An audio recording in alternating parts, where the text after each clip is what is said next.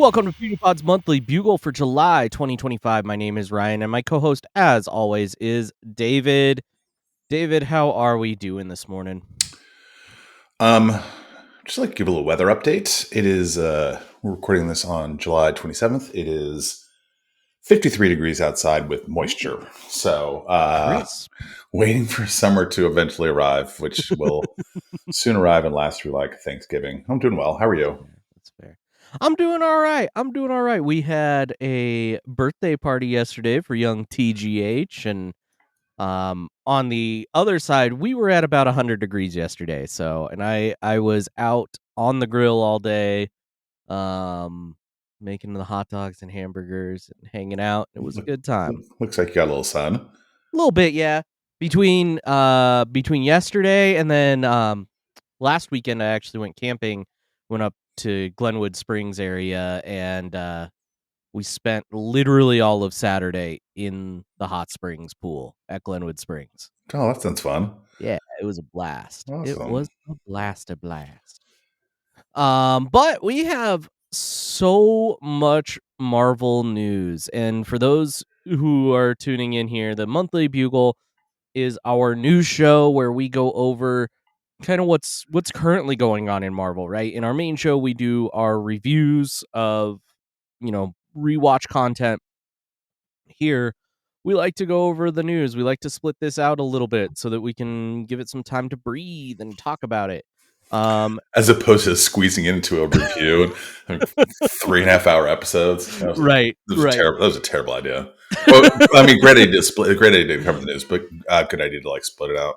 Yeah, for sure. If you ever go back and listen to some of our very early episodes, we tried to rewatch, review, and cover news all in one episode, and oh my goodness, it was crazy. I think we stopped that in like 2 episodes. I think we realized our error. Yeah, I mean, it was again. But it's also cool to really kind of, like you said, focus in on like kind of the current news, what's going on. Yeah. So you mix it up with like something that was made 16 years ago, and then something that's happening right now.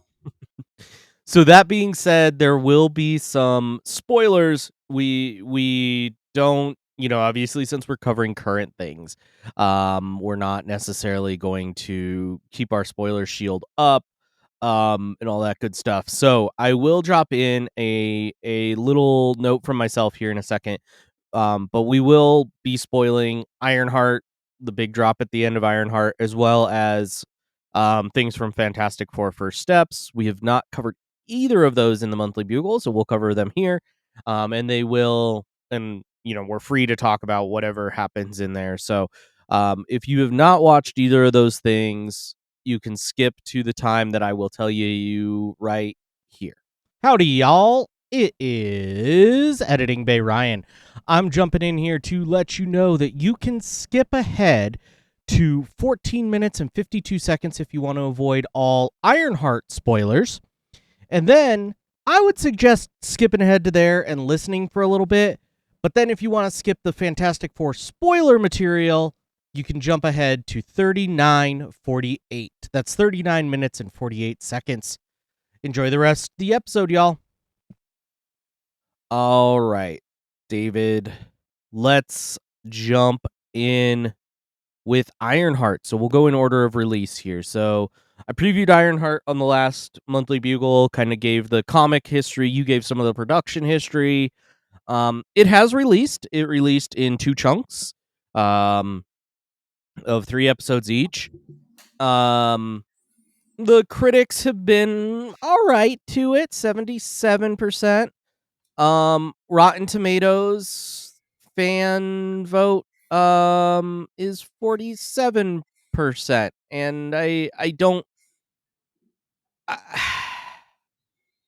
we'll get into what we thought of it, but I do want to mention this is one of the flaws with fan voting, right? We see this time and time again, especially with a show about a character who's a woman of color. Like, unfortunately, I did not expect much out of the audience score for this one. Yeah. Because review bombing is real. I know that this actually made some news with like Rotten Tomatoes trying to clear up some review bombing, where like I think they had some reviews that came in before the show even released from audience that they were able to clean up, but yeah. Yeah, 77%. It's not that bad. No. It's in definitely in kind of like the lower third, but movies around 77%. So like Black Widow 79, First Avengers 80, Deadpool Wolverine 78, Ultron 76. So it's like it's kind of in that kind of realm, if you will. The like enjoyable but not the best ever. Yeah. The audience score, you kind of figured that was going to happen. That's why neither one of us took that in the draft. Didn't think it was. I certainly thought it was much more enjoyable than 47%. But what did you think of it? I liked it a lot. Obviously, I like the tech kind of heroes, and I like the way that this melded tech and magic. Thought that was really, really interesting. I liked the misdirect with Dormammu switching up to Ping, and the like Mephisto of it all, if you will. I thought that was really fun. And I really like the Chicago setting. I really like this, and this is something that I think Ryan Coogler does a lot. Is he makes the setting like another character in the movie. And I think they did that again with this series where like you could not set this anywhere else. It had to be Chicago. And it was really, really well done in that way. I will say I didn't love the hood, like just the costuming on the hood specifically. He looked like a theater kid half the time, and I was just like, dude, come on. But yeah, overall I really liked it. What do you think? So I have like some mixed feelings about like I really wanted it to be really, really good, and it was not really, really good. It was good. I thought that the like you said, for the location was great. The hood was fine. I thought that Dominic Thorne, who plays Riri Williams, is really, really good. I think they didn't write for her really well in the first. I thought the first 3 episodes were kind of like, ooh, where is this going? And the last 3 really kind of picked up, if you will. That's fair. That's what I thought. I thought that it was great seeing Alden Ehrenreich again. I thought he had a fun character. Yeah, Zeke Stain. I was not expecting that drop.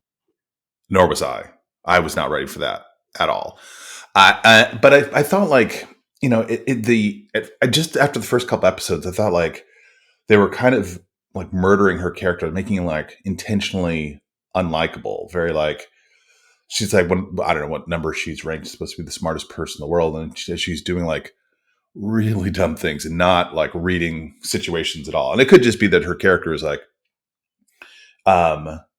has a huge intelligence, but it's just got a huge like kind of blind spot or huge ego, kind of like Tony did, right? We saw him in the very first Iron Man, which kind of quickly pivoted. But I enjoyed it. Looked good. The bringing your friend back as AI, I had some questions about the ethics of that, but I thought that was good. I thought it was enjoyable. I think once I was able to kind of sit down and binge and watch them all, I think it made it much more like that was the way to watch it, as opposed to something like WandaVision, which is episodic, and you can just watch it, go listen to a podcast to figure out what the hell you just watched. Right. And then kind of the same thing, even with Loki, same thing. So yeah, I can't imagine this, like, if they had done a weekly drop of Ironheart, I don't think it would have gone as well. I think it's much more of like a 6-hour movie instead of being a TV show. Kind of format of the story and that sort of thing. It's more of an extended movie than like a season of TV. I think that's right. I think it seems like a very long movie that might benefit from like it was never going to be a theatrical release, but might have benefited from like, hey, let's edit this down to the 2 hour and 10-minute version. Yeah. Right. Would you it was great seeing Eric Andre. I wish he were still in the MCU. Yeah, he was gone quick. Sadly. Yeah. What'd you think of the big reveal? The Mephisto. It was Mephisto all along. Which you called, which I think a lot of people are like, yeah, he's Yeah. definitely Mephisto. Yeah. I think it's interesting. I'll be curious to see what implications it has for the rest of the MCU. Especially given something we'll talk about a little bit later of like they're kind of moving away from this idea that the TV shows or the streaming shows, whatever, impact the movies. I think that's one of the things that stuck with me as kind of a takeaway from this series that I'm going to be really curious about is just how much of this is going to flow back into the movies, or not at all. Because I think, um, I think it might be interesting. Now that being said, maybe it all just stays. Maybe there's just a streaming universe, right? And that streaming universe tends to be a little bit more magical, right? It's Agatha and her oeuvre. It's Mephisto. It's all that. It was not surprising that it was Mephisto. I think like you could call that a mile away. Interesting they But debuted him here though. yeah, Like I was actually kind of surprised. But if when we didn't get Mephisto and Agatha all along, I just thought like, okay, well he's just not going to show up.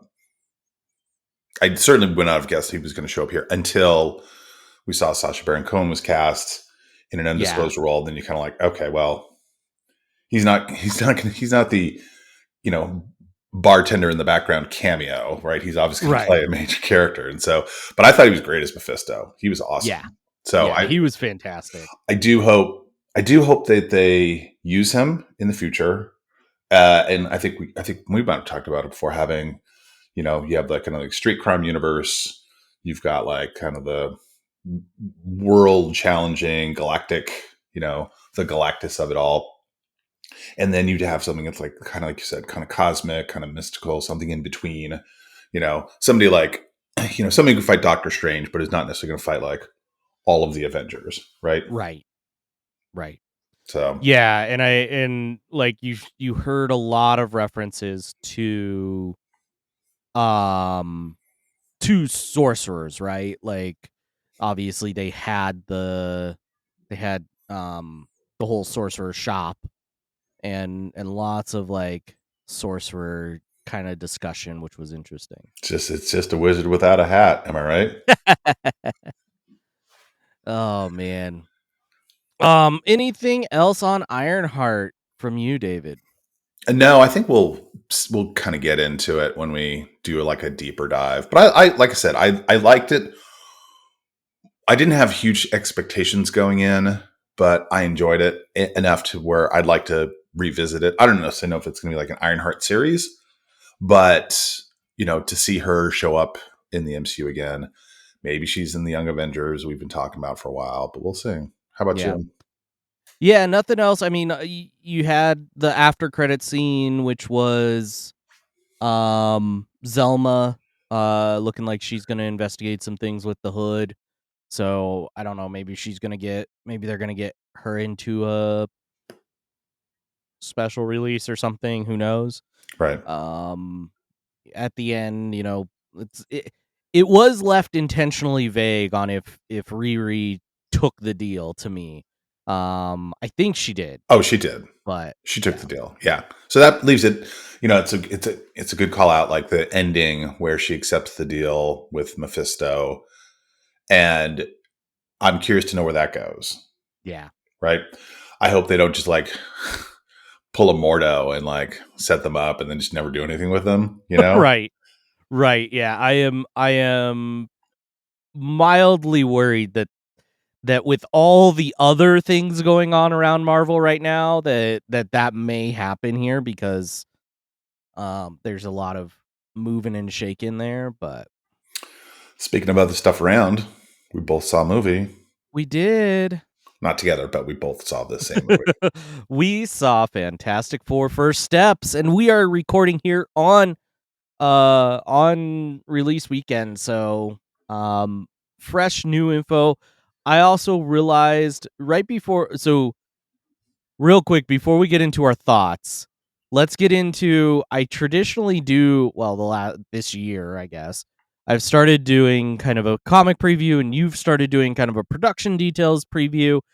I realized that because of our recording schedule and because of our release schedule, we never did that for Fantastic Four. So if you are listening still at this point, um, and you haven't seen Fantastic Four, or maybe you have and you want more details, we're gonna make a quick rundown of the comic book background. Now, I'm much like the movie. I'm going to skip a lot of it because you kind of know it. But I'm gonna cover some highlights, and then David, I'll give it over to you to cover some production highlights, and then we can kind of talk about our reactions to the movie after that. And the reactions will be, I don't think we're going to give anything huge away, but just kind of like a non-spoiler-ish, I guess, if you will.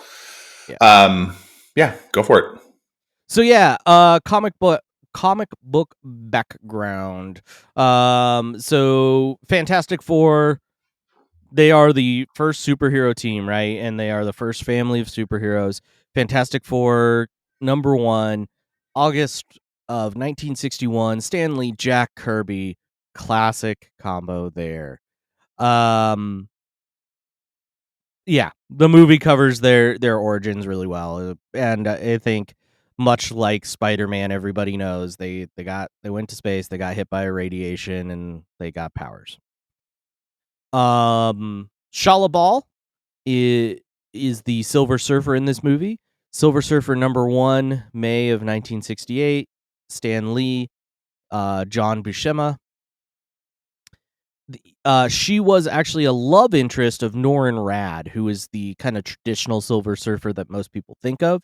So this is not a gender swapped Norrin Rad. It is important to note that this is an actual character from the comics who actually did become the Silver Surfer at one point. Like, this is a different character than Norrin Rad, who most people think. And so all of you who get real upset when they decide to switch things around, untwist. You're okay. They're not listening to your woke comic book character gender swap BS, Ryan. Oh goodness. And then the main villain here, obviously Galactus. Fantastic Four #48, December of 1965. Stan Lee and Jack Kirby worked together on that. Devourer of Worlds. Yeah. He finally appears. He does. It finally. I don't know if Galactus. We actually got to see like Galactus's actual like form instead of just a cloud. Yeah, and the footsteps we saw, which we'll get into. But background. So even though it is Marvel's oldest superhero team, it's been around for almost 65 years. They could not make a movie with it. Marvel Studios themselves could not make the movie because they had sold the rights to 20th Century Fox in a terrible deal back in the early days to avoid bankruptcy. 20th Century Fox was acquired by Disney in March 2019, and then control of the franchise was then transferred to Marvel, including X-Men and other properties. The new film was announced July 2019, so shortly after the acquisition.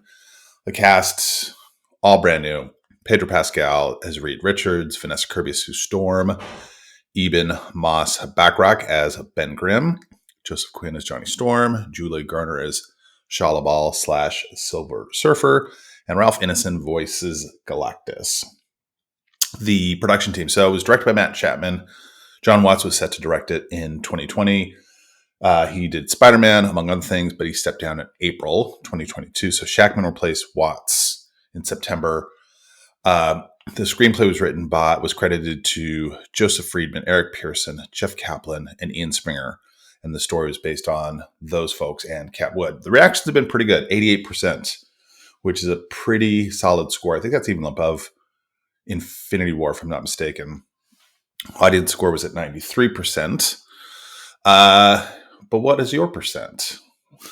Yeah, I really liked it. Now, I will say I would expect that audience score to drop off a little bit. Like, typically, having watched um having watched Rotten Tomatoes as much as I have for this show and stuff, I have noticed that like y- typically release weekend is about the highest that the audience score ever is, and then it kind of tapers off from there because the audience at this point is all the fanboys who went and saw it opening weekend, right? And so, um, I would expect that to drop by a couple percentages, but I thought the movie was very, very good. I think just to give a quick overview, kind of rundown of my thoughts.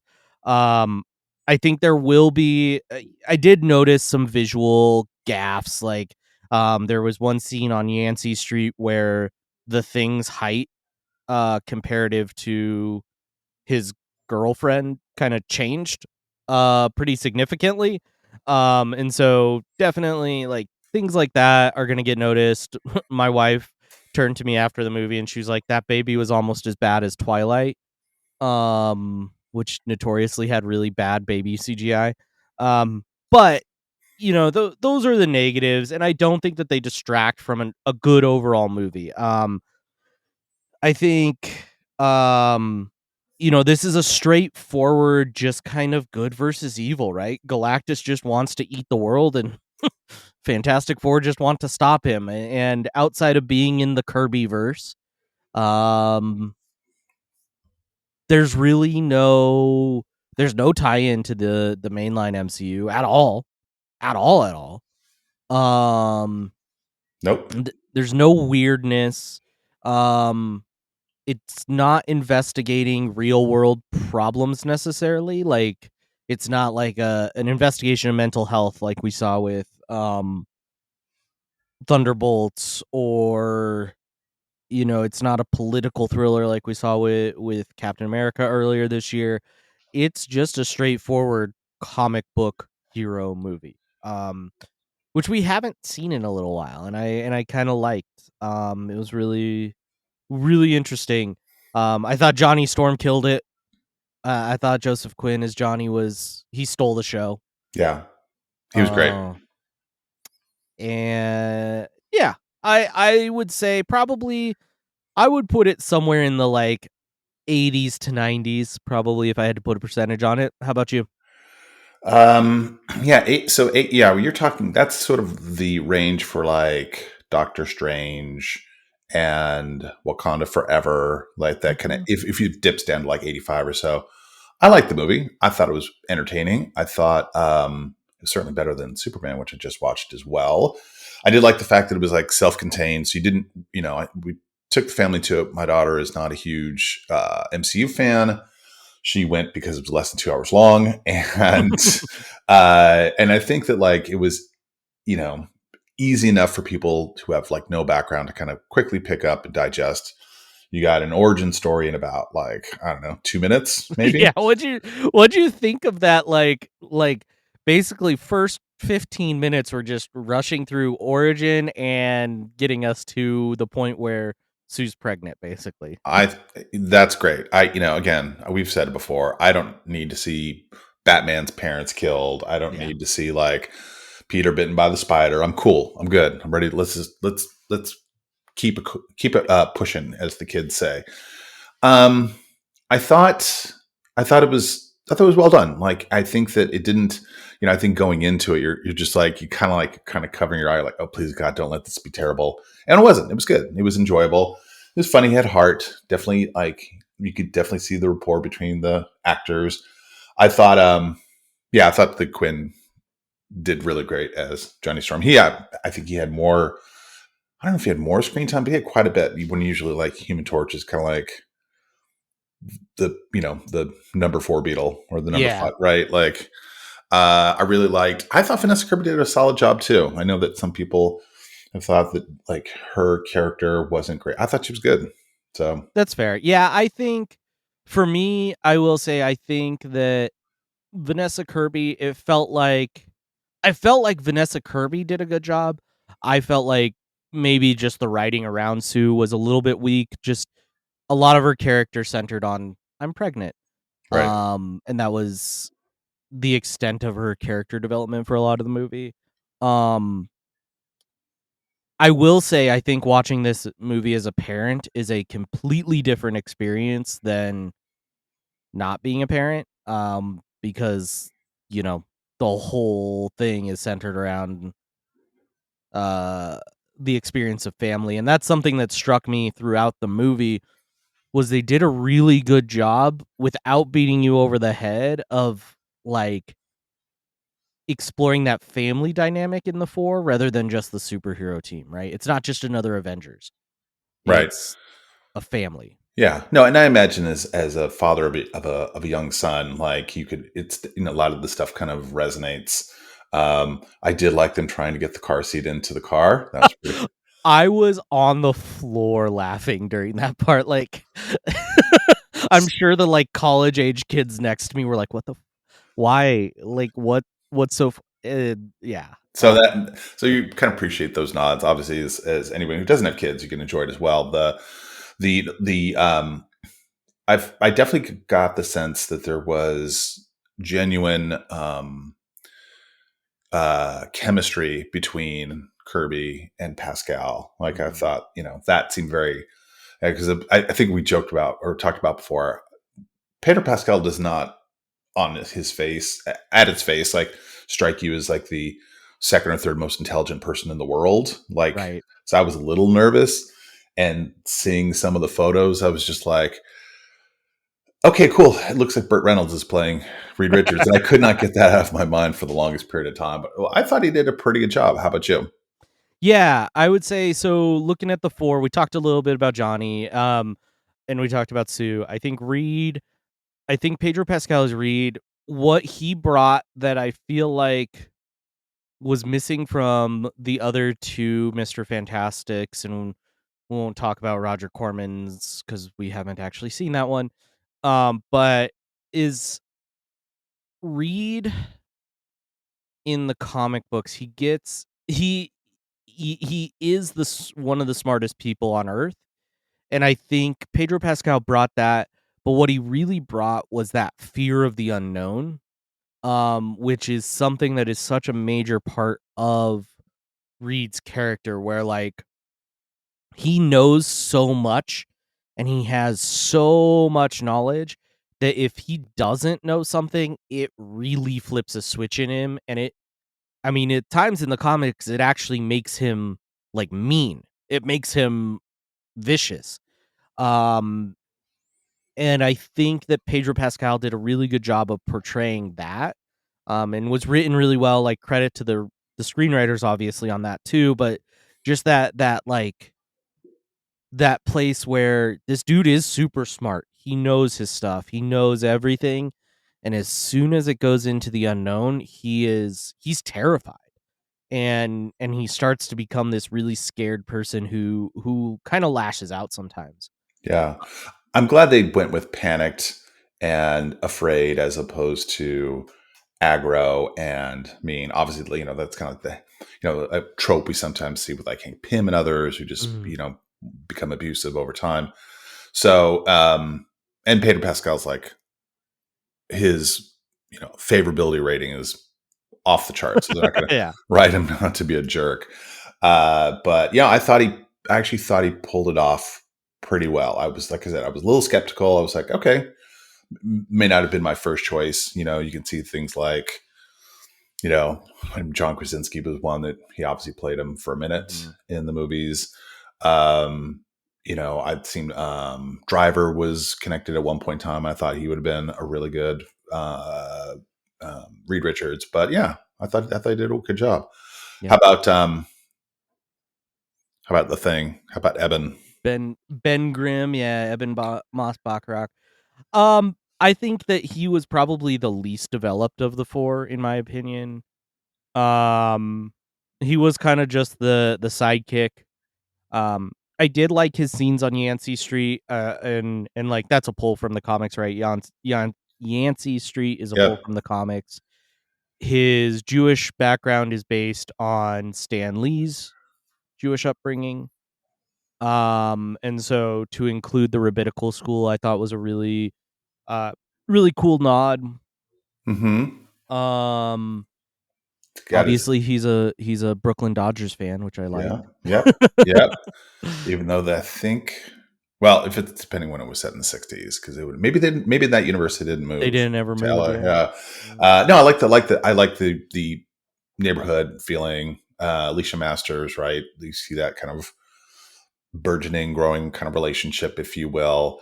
Oh, you mean not Alicia Master? Oh, that's the character's name. I don't know Natasha exactly. Lyonne Yeah, is the Natasha. Yeah, actor. Yes. Who is interesting because she just voiced Birdie in What If, so they can't bring her back as Birdie. So They can do whatever they want. It's just they're bringing back Robert Downey Jr. as I mean, I Doctor guess Doom. even Moss Bacharach is weirdly now two people in the MCU kind of look like him because he was in Punisher. Oh my god, they're going to say the bear. Oh. There were some, like, the Herbie cooking scene, I feel like had to have been included because of the bear. Yeah. What'd you think of Like, Herbie? Herbie was great. Herbie was like when Johnny would scratch his ears or whatever. It was fun. How long is the line going to be in the parks to get a Oh, photo dude. with Herbie? Crazy. Yeah, I know they're meeting and greeting. They're doing. I like it. So quick tangent side note because we are on a Parks podcast network. They are meeting and greeting in Tomorrowland rather than Avengers Campus, which I kind of like that. Like Okay. Tomorrowland fits their aesthetic really well, I feel It like. it does. Okay. I don't hate that. That's Yeah. cool. Yeah. So yeah, no, I thought like I said, I enjoyed the characters. Two more real quick. What'd you think of Julia Garner as Silver Surfer? In I particular, thought she was good. how about the CGI? Um the CGI didn't bother me. I thought that, like, in general, and maybe it's just cuz it's, somebody flying around in a chrome or on a chrome surfboard or whatever. Part of your body? Right? Speaking of that though, I don't feel like they ever did this in the Fox original movies, but the way that they portrayed her as actually surfing was really cool. Like surfing on lava or surfing on Right. flame or whatever. I thought that was really, really neat that it portrayed like actually watching a surfing movie. That was kind of neat and different. But yeah, as far as her CGI, I thought it was good. Eyes are so hard, man. Now that I say this, because like there were a couple times that her eyes were a little bit weird, and actually the other one that I noticed was like Johnny's eyes. There were a couple times where you could tell Johnny had contacts in, had like Yeah. color correcting contacts in. Interesting. Yeah, for whatever reason, it just seems like just haven't gotten, at least from my perspective, like the Silver Surfer CGI, they just haven't quite gotten it right. But I like the character, like you're saying, I like the way that how she actually surfed. Got a little bit of an origin story for her. Yeah. Which I was surprised. We've never, it's just been hey, here's this cosmic silver dude who shows up and who's like flying around on a surfboard and you don't know anything more. So they gave her a little bit more depth, which I thought was good. Yeah. Yeah, for sure. And yeah, and overall, the other characters in there, obviously Galactus. Was great. As just the big bad guy, and it was fun. Did you see the Galactus costume at Comic-Con? Yeah, it was pretty great. That's amazing. I was so disappointed. I was like halfway ready because did you see the Galactus popcorn bucket that they announced? I did. So I was halfway ready to buy it. It's like $80. It's like $80 or something. It is $80, and our theater was supposed to have it, but they didn't have any on display. I didn't ask because I didn't see the price until, or like I saw the price when we showed up. And I was like, I'm not spending $80 on a popcorn bucket, no matter how many world records it's breaking. But I was like, I wanted to see it. Like I wanted them to have it out like on the back counter or something, so I could just see the thing. But, yeah. Why can't we have nice things? I will say one last one last little thing, and I'll let you give your closing thoughts too.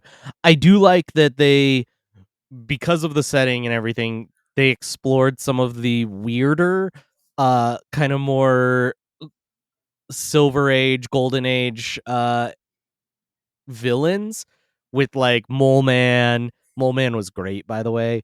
I And every time I saw Mole Man in my mind, I was just like, "Oh, it's the Underminer." exactly, exactly. And I forget.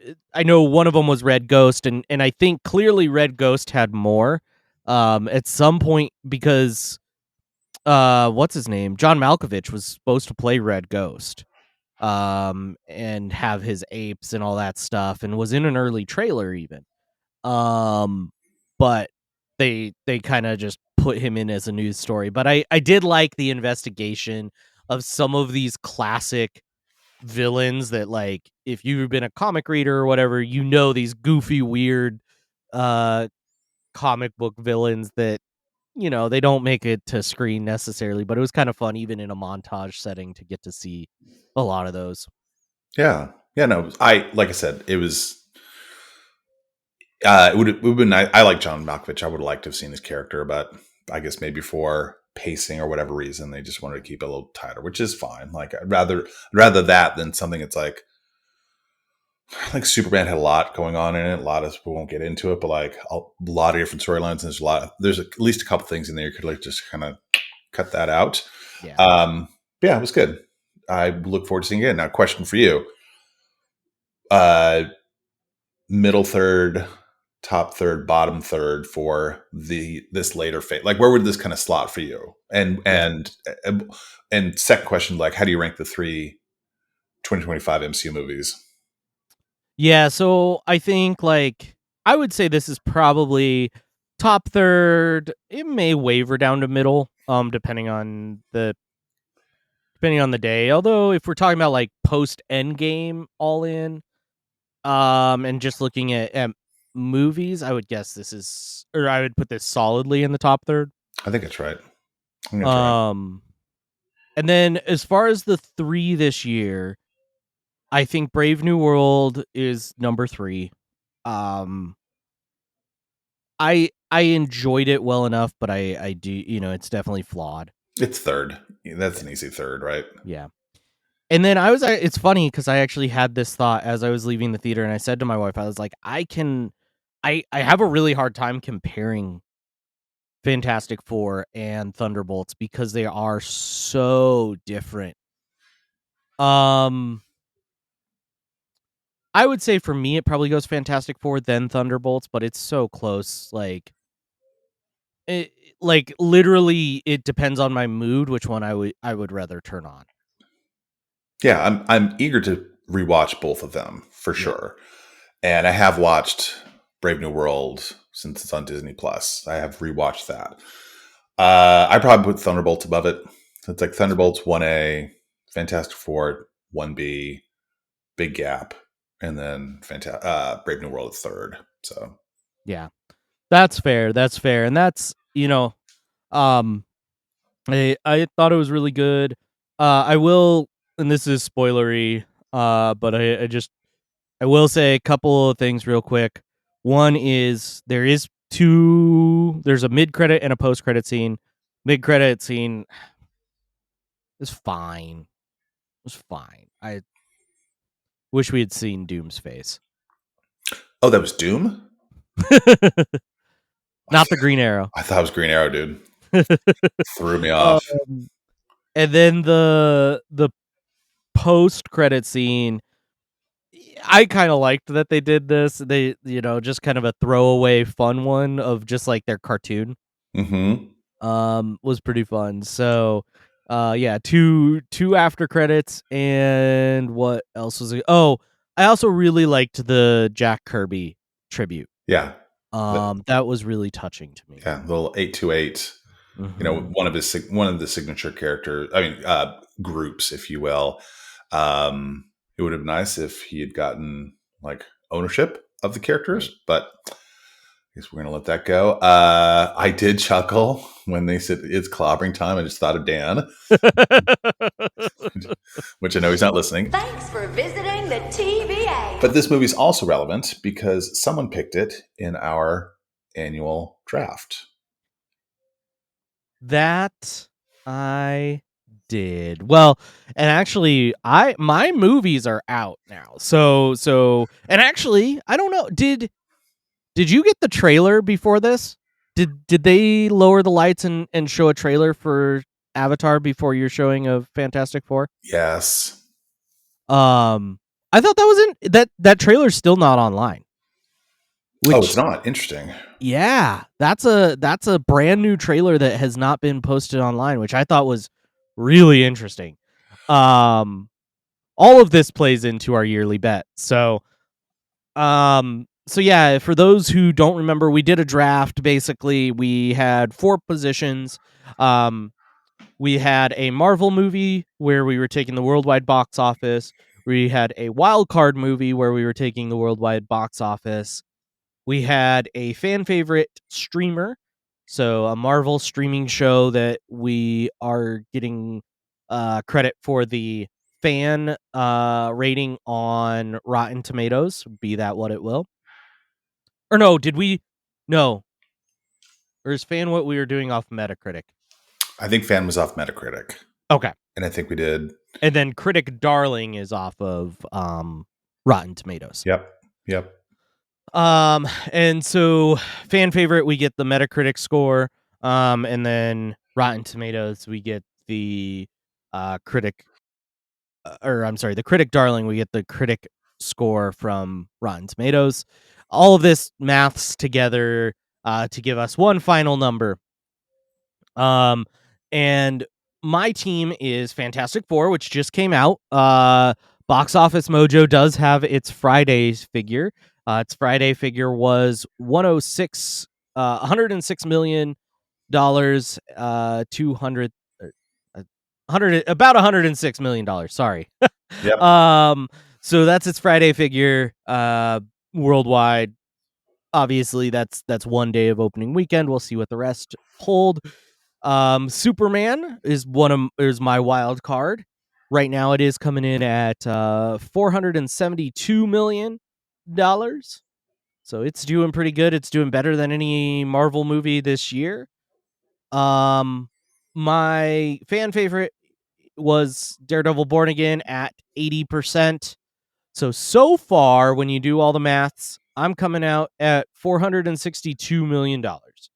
463 if you round the 900,000 up. So I'm at about $463 million.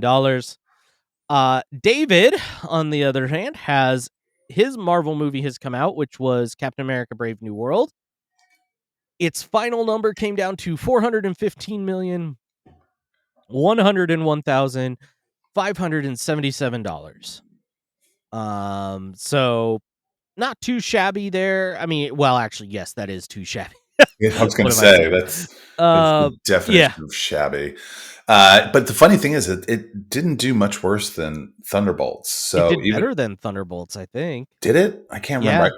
Okay, let me double check myself because I've been tracking Thunderbolts. In either event, Fantastic Four is always going to be the big money maker, and the days where the big Marvel movie would easily clear $1 billion. Those days are kind of gone. We have to kind of put itself in the context. 2019 was the peak. And it was I think the box office, I'll go get the numbers because it's actually kind of relevant. It was around 38 billion. And then 2024 was 24 billion. So making 500 million in 2024. I'm not going to say it's, that it's making 7 something in 2019. So we have to kind of just readjust how we view these numbers. Yeah, because realistically, the world has not gone back to the movies necessarily in the way that they were pre-pandemic, right? The pandemic brought a lot of things to the home, and I think movie theaters or movie studios got kind of on board with streaming and some pieces like that. And so truthfully, box office figures are lower than they were before. And so yeah, but I'm pretty confident. Like you mentioned Avatar, I saw the preview. I'm not a big Avatar fan. And I will not be seeing it in order to juice the box office, but I have Avatar is my other one. Yeah. And then, which I think we both think will probably do pretty well. Although the Avatars have dropped off from the first one to the second one, it's a pretty precipitous drop. So you'll never know what will happen. And then my fan favorite is Eyes of Wakanda. And then Friendly Neighborhood Spider-Man was my critic darling at 77%. So I'm sitting around about 320. Yeah. I'm not too worried. And, if Eyes of Wakanda is not a fan favorite, if that gets like a 32, then I'm screwed. But I don't know. I think the big thing from this weekend was the Marvel versus DC of it all. And I know Marvel really, really wants opening box office weekend to be bigger than Superman, which it looks like it's on pace to do. Yeah. Yeah. And that's so your TV shows will be done and wrapped, done and dusted this coming month, August. Mm-hmm. Because Eyes of Wakanda is coming out in August. We did get a trailer for that. We're not going to cover it. It was just a teaser kind of trailer situation. For those who don't remember, Eyes of Wakanda is a animated 4-part miniseries, kind of telling the story that Wakanda couldn't tell. Right? The idea is these are the stories from the years where Wakanda was in isolation and how they were doing during that time. So anybody who can hear my voice right now, open up a Rotten Tomatoes account, give it 100. Reverse review bomb. Exactly. So, alrighty. Well, let's see here. So that's the bet. Real quick before we get on to our kind of breakdown of actually some stuff surrounding San Diego Comic-Con, I do want to give a quick note. I am a concierge travel planner, so if you want to go to the parks and you want to go see Fantastic Four meeting and greeting in Tomorrowland, go check it out. Drop me a line. You can email me. That is rhardon, RHARDON at concierge.com. You can also find me on Instagram, Tomorrowland Travel Authority. Shoot me a direct message there. Email the show, however you want to get in touch. The show's email, by the way, is punypod at earsup-podcast.com. Any way you want to get in touch, let's talk parks. Let's get you into the parks. Let's get something really fun on the books. Let's get you to experience some of this cool stuff. There's a special food guide out right now for Fantastic Four that we didn't necessarily write up a story on. But they've got all kinds of fun food themed to Fantastic Four in the parks right now. As a Marvel fan, right now is the time to get into the parks because there's all kinds of cool stuff going on. So go check it out. And when you do, let me know because I can help you out with that, all free of charge to you. You get you get all the benefits, all the sales, everything you get. You just get me to call and find out when Mr. Fantastic is going to be showing or whatever. I will do all that work for you, and I will. It even might save you a little bit of cash. I just had one of my trips I'm working on planning right now.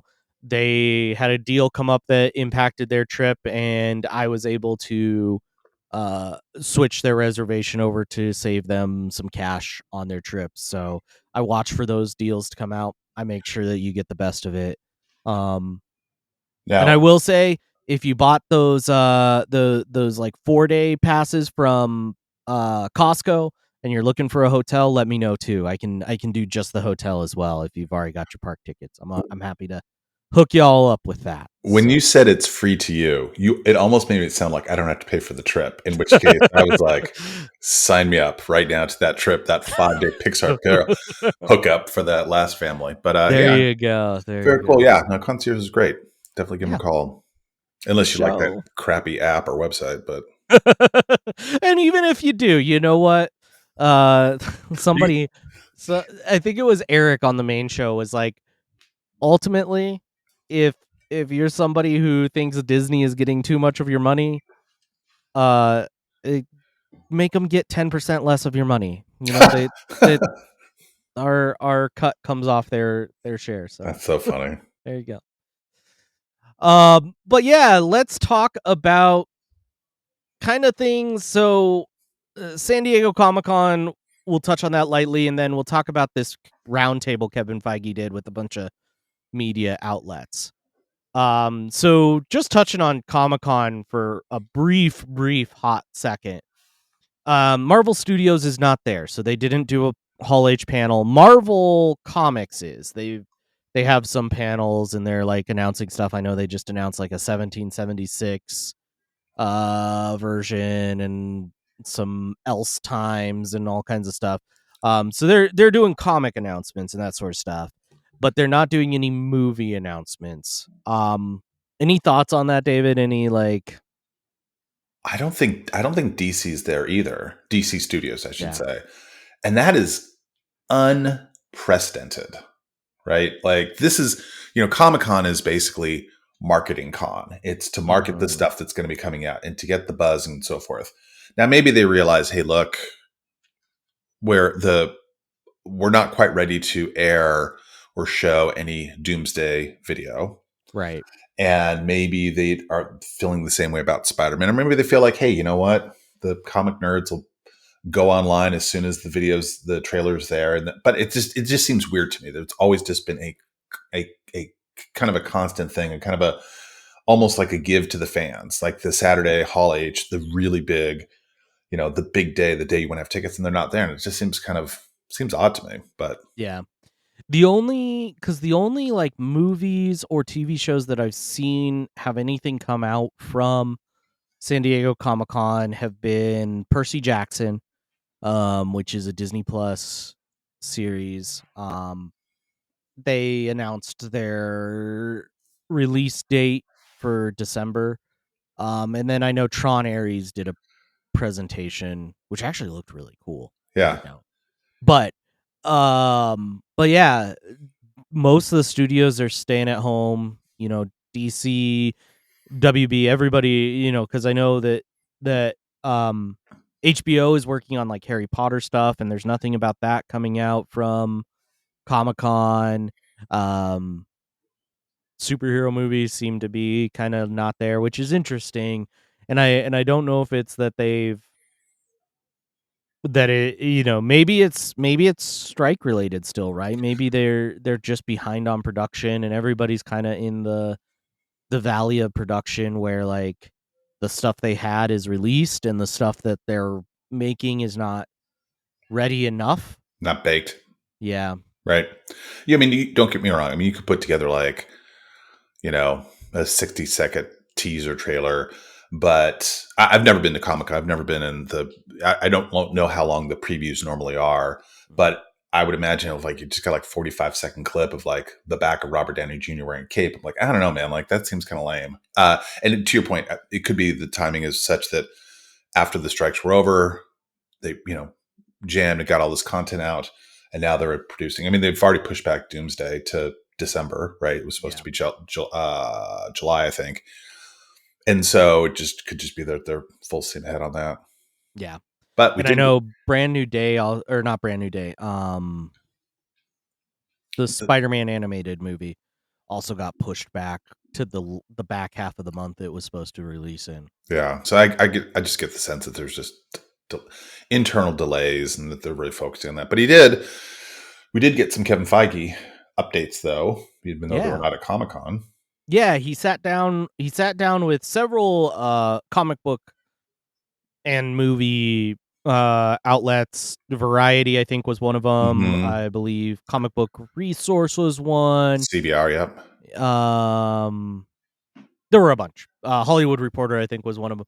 Several outlets kind of sat down, and so we did. I know David kind of took some time, and I also was like kind of listening to some stuff where they aggregated all the stories from this, right? Take Variety's coverage and Hollywood Reporter's coverage and CBR's coverage and kind of mash them all together to get kind of a more distilled and more kind of synthesized set of amalgamated, that's the word I was looking for, set of stories here. So David, did you want to kind of take the first couple, the big content takeaways? Yeah, the so from a general, we'll kind of talk a little bit about like the content generally, where they're kind of going to, and then we'll kind of talk about the different titles.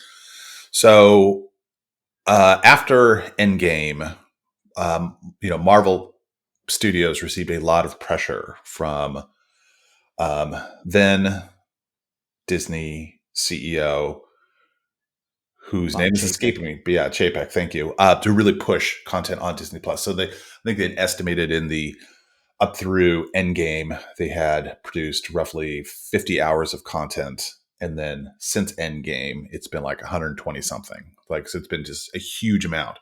And it's been diluted and watered down. We've talked about it in the past how like they couldn't keep up with demand and the quality fell and Feige couldn't oversee everything. So they are now going to focus on quality over quantity. So for example, like Disney Plus is said to have one live action MCU show per year.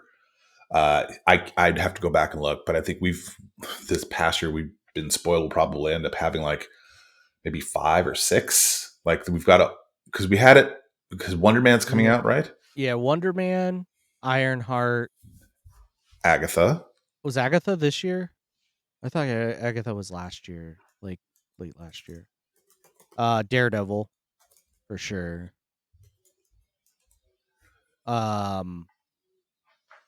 We should know this. We're such we are professionals. We did not prepare at all. No, this year, 2025, we had Your Friendly Neighborhood Spider-Man animated, Daredevil Born Again, Ironheart, Eyes of Wakanda is coming out, Marvel Zombies is coming out in October, Wonder Man is supposed to come out in December. So that's quite a few. I think they'll keep up with the animated. And also remember too, we had also a fair amount in 2024, despite having the writer's strike. It's all kind of jammed in mostly near the end, except for Echo. But so I think we're just going to we'll still get the animated because I think that's easier to do and lends itself really to like a comic book, right? And then and I imagine that the more time will be spent to curate. Now, whether those shows will be standalone, or I think as you mentioned earlier, whether they'll feed into like the larger MCU narrative will be determined. And I think that's one of the things I heard that Feige talked about was this idea that like streamers can be streamers, right? And it's interesting, the analysis, because some of the analysis I saw was around that like 50 hours of content, that sort of stuff, that completely ignores all the ABC shows and all of that they put out. Because if you include that, and I know I did this reporting, this was one of our very first Bugles where I kind of synthesized all this together. But once you do that, they actually put out a lot more content in phases 1, 2, 3 than people think about.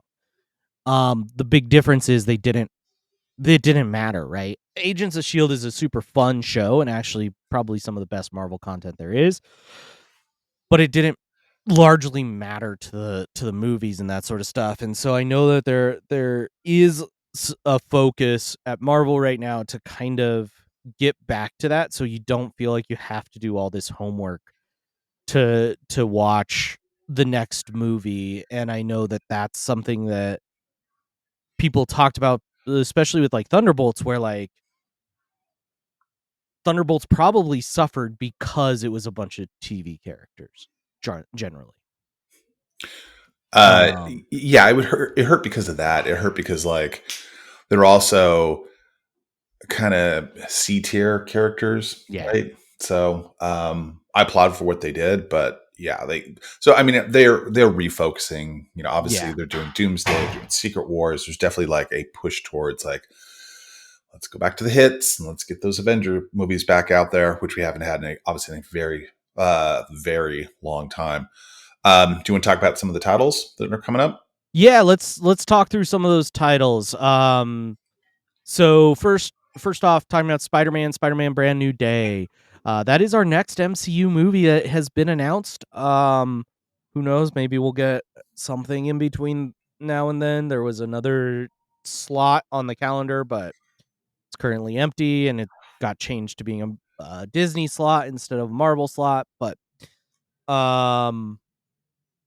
it is going to be Spider-Man being friendly neighborhood Spider-Man, right? Kevin Feige said it's going to deal with street level crime, not, big world ending threats. And we did see that John Barenthal, Punisher, will be in this movie as well. So I'm excited for this one. I think this could open up a new door for the MCU that like they haven't had. I can't think of like any time. The closest you get maybe is like Ant-Man, where like you kind of have low level crime dealt with.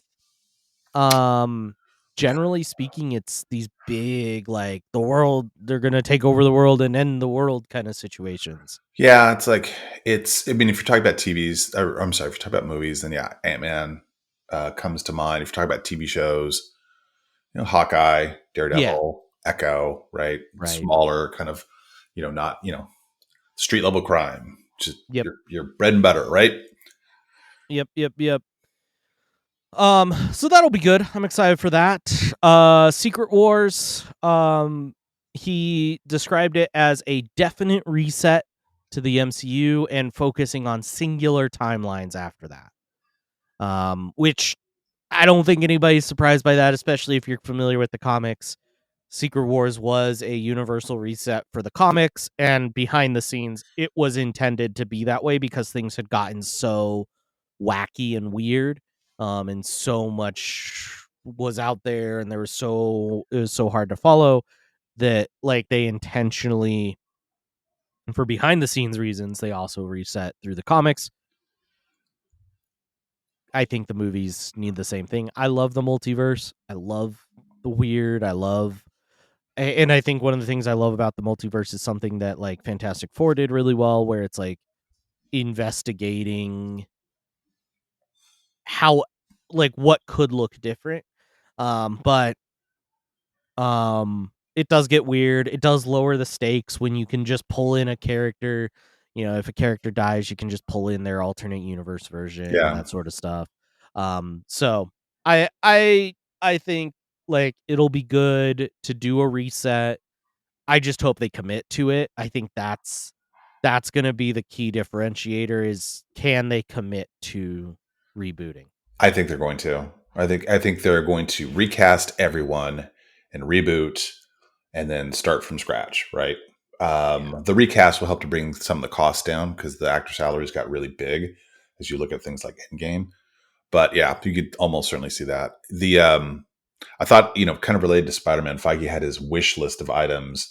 One of them was Spider-Man and Human Torch team up, which we've seen in the comics, which would be really, really fun. It'd be so fun. It'd be so fun. He also talked about how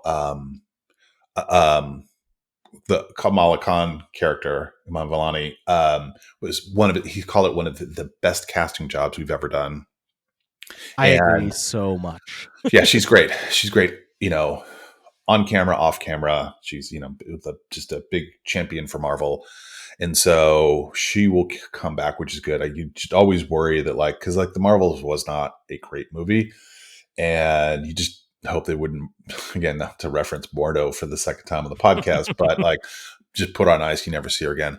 And then said that because Sony is still doing the animated Miles, which will come out in 2027, I think. I believe that's correct, yeah. Which is wild, but whatever. Hey, let's not follow up that huge $1 billion film right away with another one. But let's make that Craven movie instead. But said that live action Miles is out of scope for now.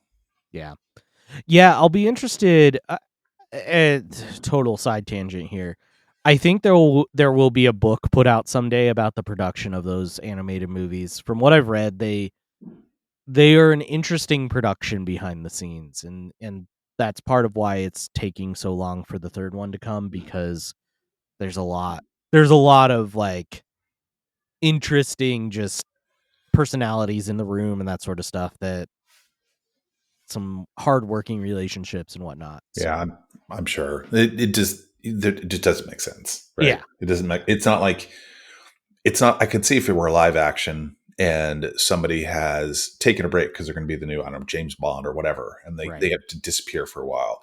But in that case, you would just recast them and kind of move on. It's animated. It's like one of the key CGI people quit and couldn't replace. Anyway, so we'll see how that goes. Yeah. You want to take the next one? Sure. Blade. Blade came up. There's the current script. They had to delay it because Sinners needed costumes. Kevin Feige actually joked about that here, I guess. Because for those who don't know, some of the costumes from Sinners were actually purchased by Marvel originally for a Blade period piece movie where Blade was going to be set in the 20s. I did not know that. Yeah. And so Kevin Feige said, yeah, Ryan Coogler reached out and said he needed costumes, so we just had to delay Blade. So dumb. But yeah, so they do say it is still on the table. Now the current version of this is set in the modern era. Mahershala Ali is still attached. The dude's going to be 90 playing Blade. But supposedly he's still attached. Eric Pearson, who did Fantastic Four, Thunderbolts, and Ragnarok, is writing the script. But we still don't have a release date. Wait, can you just repeat that last part again? What's the release date? What did they say? What year? Nothing confirmed. Oh, and this is so out of this roundtable. There's this and one other piece that we'll cover later that I'm just like, Kevin, shut up. Just stop. Like, this is stupid. Hey, Mahershala, I'm going to hold this Blade football for you one more time. I know last time it's been pulled away a few times. I maintain this is never going to happen. The part about costumes is ludicrous. Like, okay, it was a yeah. Okay, I think that was meant as a joke. I would hope so. The other thing, which we'll get to, and we'll get to in a second, which I think is complete nonsense as well. So, X-Men. So the other bit of news, Kevin Feige confirmed that Jack Schreier, who did the Thunderbolts director, who I thought was really well done, will direct the upcoming X-Men movie. He said it's going to be very youth oriented and focused, kind of like the original X-Men, or ostensibly like students, like kind of high school, college age, maybe even younger students, and it's going to be focused. It's going to be a cast movie. It's going to mirror the original comic. So I'm really looking forward to that. I had a small part of me had hoped that X-Men would like pop up in one of those two slots that were kind of unnamed, if you will. Yeah. But I think they're going to take their time and they're going to really focus on trying to cast it and do it justice. So, but at least it's confirmed. It doesn't have a date, but at least it's, they've attached a director, which is always a good sign. Yeah, for sure. And I think Jake from State Farm, Jake Scherer, I can't say his name, who did Thunderbolts. I think that's an interesting direction choice, and I think that will bring some humanity to X-Men, which is something that's really key. Like, you look at those early Fox X-Men, and they were fun, but they didn't explore some of the deeper parts of X-Men, which I think is a necessary exploration. And I'm excited for that. I think that's a really good fit. A director who has shown their chops to be able to explore real world issues, being able to take on X-Men, that's a great pick together. Yeah, I also think, let's be honest, some of the X-Men movies, 20th century X-Men movies were good. Some were not good. But like you said, didn't explore on didn't really kind of get into issues. It was just more like just a big action fight movie package, right? I hope he'll bring some humor. Thunderbolts is funny. The X-Men movies were not very funny. And so being able to kind of layer some of that in, maybe they're able to layer in a little bit of like the Fantastic Four kind of, squabbling family, although the Fantastic Four didn't really do it, but like we've seen it in other iterations. We might see more of the squabbling Fantastic Four, but yeah, look forward to it. X-Men, let's go. You didn't like when Wolverine flipped the camera off with his one blade? Let's keep moving. Black Panther 3, we just got some details. Ryan Coogler will be helming that one, which is great. I think as long as Ryan Coogler will do it, they should just let him keep making Black Panther content because the dude knows how to make it. Do you think they'll recast Black Panther? I think it'll be Shuri. Really? I think. I do not. You don't think it'll be Shuri? No, I do not. I do not. I think a new T'Challa. I think you get a new T'Challa. It could be his son, who they'll kind of like quick age him, if you will. Mm-hmm. But I don't. I thought Shuri was fine as Black Panther. I just, again, because of the nature of some of the folks in the nerd community, didn't love her as Black Panther. Yeah, and so. Now casting will be tricky, right? Because, you're never going to get a better Black Panther than Chadwick Boseman, right? But if Black Panther were alternate universe Michael B. Jordan, who was Black Panther in universe, 1, 2, 3, 4, 5, 6, and he you could see him doing something like that, or I think it'll be his son, personally. That's fair. Yeah, and to be specific, because I think just the way that the words came out, you did not mind Shuri, but the nerd community.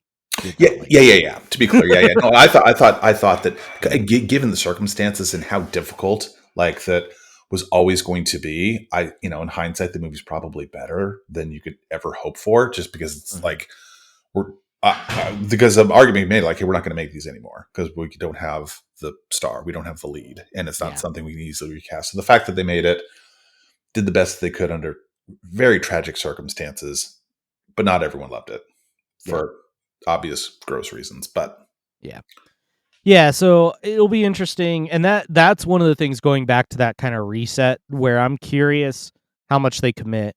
I kind of wonder if they kill off everybody but the young Avengers. So you'd be looking at like a Doctor Strange probably dying. You'd be looking at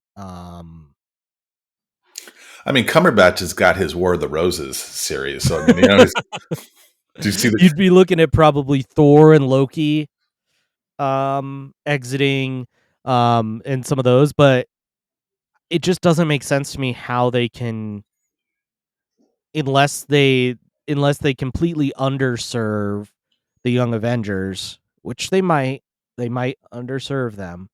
But I think it would be a disservice to that team if, Kamala Khan and Billy and eventually Tommy and Kate Bishop, Hawkeye, all of those kind of get this teaser of like, young Avengers is coming, and then they just happen to be one of like 6 Avengers teams that are in Doomsday.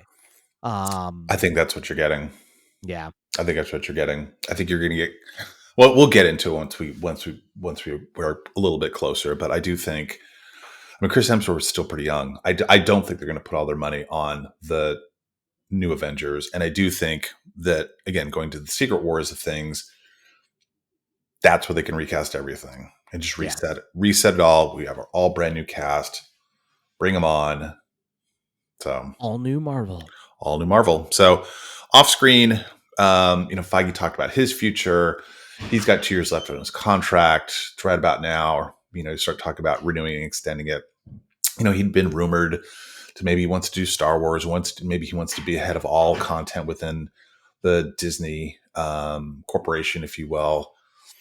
I don't think he's necessarily going anywhere, but he says, I think, what was the quote? It was like 10, 15 years from now, do I see myself making movies that are enjoyed by large groups of people? And he said, yes. So he's not doing art house films. Let's be honest. Yeah, he announced it. He said it in really like specific terms, but in short, it was, I want to keep making big movies. Yeah, and he talked about the failures of some of the recent ones, and so that, again, to kind of dovetail with what we talked about before, not having Chris Evans in Brave New World, what he felt was like a factor for its failure, and the Marvels and Thunderbolts failed because people felt like they had to do their homework and watch a bunch of Disney Plus shows, like you mentioned before. So I think he's learned from all that. The last item we should probably talk about was the what I refer to as the big T. He said that the big BS. So yeah, go ahead. No, go ahead. No, I was going to say that. So the big reveal was he said that Marvel Studios was already considering a shift away from Kang before the release of Ant-Man and the Wasp: Quantumania, and that he also shared that he had conversations with Robert Downey Jr. about picking up the Doom role, and that was happening around the same time. I think there's been a collective eye roll from the community that either things were true. Now, I will say this. I think that there's two parts. There was the pivot away from Kang and Robert Downey Jr. as Doom. I think it is possible that the second one is true. Yeah, I could see a world where they're like, hey, you know what? The first couple of these multiverses are struggling. We're seeing a little bit of struggles with like Multiverse of Madness, and we're on rough shores with Black Widow, and Scarlett Johansson is causing all kinds of problems for the studio. And I'm not saying right or wrong there on Scarlett's part, but oh no, she was clearly in the right. But yeah, she was, and the studio is feeling rocky. And Kevin goes, how do we make sure we have a hit somewhere in the deck? How do we make sure there is a bona fide hit? I know, let's get Robert back in on this, right? And so he hits up Robert Downey Jr. He says, hey, I have this idea, you could be Doom. That is believable, right? I can see that being super believable, that hey, maybe some version of Doom is going to be Robert Downey Jr. Or that we will have a Doom, right? Because you could have like your big galactic threats, you can have your kind of like global threats and like a Doom. I mean, Dooms can be bigger than that. And then you have like kind of the street level and the mystical, and you have all these different villains. So it's not just, it's all Thanos. Everything's about Thanos, right? I do believe that's possible. The part when saying they were shifting away from Kang is complete garbage. Yeah. Right? Like the dude was in the next season of Loki after that. Like all the Kang variants that we saw, right? Like, I mean, so that was complete nonsense. I think they probably did have a realization that Kang will never be Thanos, which is okay. Like it was never going to be Thanos.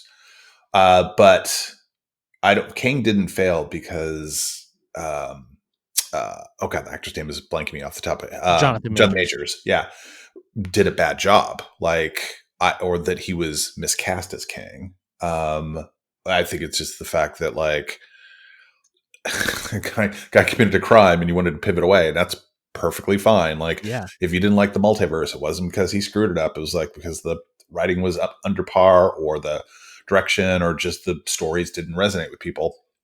But to think that like, I mean, it was called Avengers Kang Dynasty for a while. Like, I don't think you're pivoting away. I don't know. Come on, Kevin. Anyway, that was kind of the funny part from it. So, yeah, I agree, and I think like I say, maybe, and I heard a theory this week that I thought was interesting, that Robert Downey Jr. is not playing the only Doom. He's just playing a Doom, and that like he's just gonna kind of introduce the Doom character. Maybe he'll be Doomsday Doom, and then the Doom from 838 comes in elsewhere, or something like that. And I don't know, man. Like, I and maybe that's just people trying to excuse the Robert Downey Jr. casting, because I think that is stunt casting. I think casting Robert Downey Jr. as Doom is a little bit of stunt casting. Yeah, you can't tell me that Adam Driver would not be a fantastic Doctor Doom. Right. And yeah, I've long said, like, I don't love the idea of Robert Downey Jr.'s Doom. It's happening, so and I'll certainly watch it, but like I don't think that they're going to pivot. It is possible that Secret Wars resets. I keep going back to it. Resets everything, recasts everyone, including Doom. Might be possible. We'll see. Yeah. So some quick non-MCU news. I did mention shortly there, Spider-Man the animated movie got backed up. Just like from the 4th to the 21st of the month that it's releasing in, so not a big backup there. And then releasing in August, I'm really excited for this, is Iron Man and His Awesome Friends, the preschool show on Disney Plus and Disney Junior. It is releasing August 11th. Main characters are, so it's an Iron team. The Awesome Friends are Iron Man, Tony Stark, Iron Hulk, Amadeus Cho, and Ironheart, Riri Williams. They also have Iron Pup, a iron suit clad dog. And then some side characters they have are Vision. So Vision's going to show up. Captain America, Sam Wilson, and then also Black Panther in a sweet like Iron Man Black Panther suit, which looks really cool. The villains that they've had in the previews so far have been Ultron, the Absorbing Man, and Swarm. So some classic Iron Man villains, which is kind of fun. And then really, really, really cool. And this is, man, being a nerd dad of a young child right now is something else. So the theme song for Spidey and His Amazing Friends, and actually all the music for Spidey and His Amazing Friends, is all done by Patrick Stump from Fall Out Boy. And I'm really into pop punk music. That's my favorite genre of music. And so seeing like Fall Out Boy come back, and he does actually some music for some other shows as well that my son likes. But then for Iron Man, and this was one of those moments where I was like, no, this isn't real. There's no way this is real. Iron Man's theme is done by Mark Hoppus from Blink-182. That's funny. Which I was like, no freaking way. I love Blink-182, and it's actually funny because the theme song has a little nod to Blink-182 in it. At one point, one of the lyrics is like, going on adventures that you'll remember until you're 23, which is a nod to Blink-182's What's My Age Again? Nobody likes you even when you're 23. So I loved it. I love the theme. It's actually funny. Yesterday for the party, I was just playing like one of my Spotify mixes, and actually, apparently, I've listened to that theme enough that it made its way into my Spotify mix. So it was a Spotify mix not based on kids' music. It was like based on like 303 or something like that.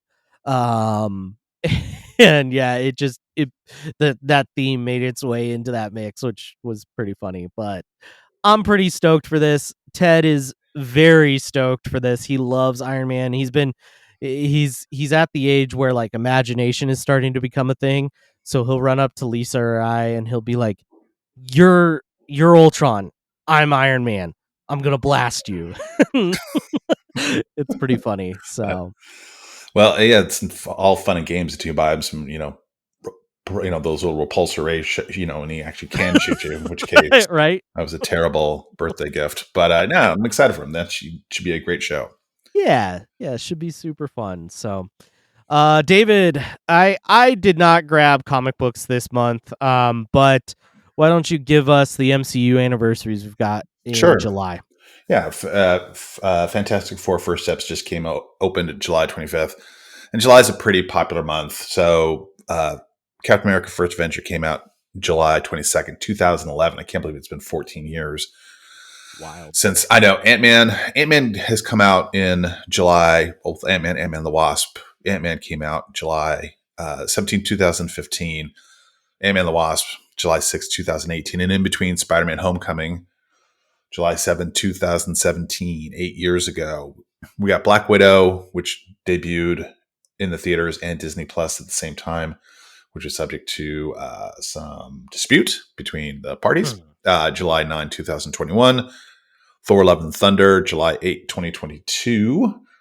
And then Deadpool and Wolverine, and July 26, 2024. So pretty much 1 year ago yesterday, Deadpool and Wolverine came out. Yeah. July tends to be Marvel's like second month. May has always been their like that May slot is always we're really confident in this movie. This is going to be our $1 billion movie this year. It's like the backup. It's the backup the truck money, right? Yeah. Month, right? But July tends to be the kind of like, we're pretty. I think this one's going to do all right. This one, could scratch $1 billion. It may not get there, but it could scratch it, right? Yeah, Deadpool Wolverine scratched it for sure. Spider-Man Far From Home, I think, made $1 billion. Actually, I have these numbers right ahead. But you are correct. It's usually the real moneymakers are in May. July will have some bangers. We've had some in like February and some in December as well. But Homecoming made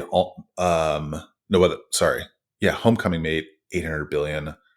800 million. 800 million. 800 billion. That'd have been wild. Quite a movie. Deadpool Wolverine made like 1.3. So, there's some winners in there for sure. Yeah. All righty, y'all. Well, that does it for the Marvel news for July. Check out all of our socials. We're Puny Pod Cross Social. You can find us. We're on Blue Sky. We're on Instagram. We're on TikTok, though I haven't updated the TikTok in a while, though. Maybe next month, David and I get to see each other in person in August. So maybe we'll get some TikToks out of that. I don't know. Whatever those are. Whatever those kids are using. We're also on Facebook. You get show announcements on Blue Sky, Instagram, and Facebook. So check out those. The rest of the shows are actually starting to pick back up a little bit. I saw that the Supreme Resort just released a new episode. So Jimmy is back from his eye conundrums. Scraping the Vault. I don't know that scraping the vault's in a weird space. From what we understand from talking to those hosts, I don't know that it's gonna. I don't know if it's coming back. Bantha Milk releases when they release the main show, the flagship show. Ears Up has stuff coming out. So does not that one. What's Buena Vista Boys? Buena Vista stuff.